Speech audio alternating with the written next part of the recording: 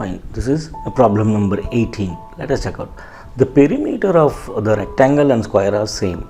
Length and breadth of the rectangle are 10 centimeter and 8 centimeter respectively. What is the area of the square? We need to find the area of the square.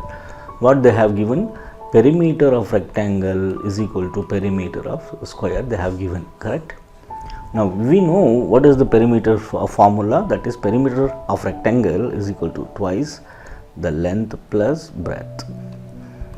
And what is the formula for square, perimeter of the square?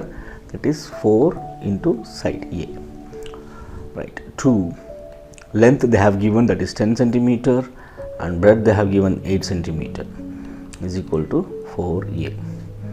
So this is 2 into 10 plus 8, 18, is equal to 4A.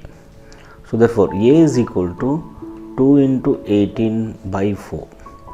If you simplify, so we are going to get the side, that is 2 ones are 2 twos are 2 ones are 2 nines are.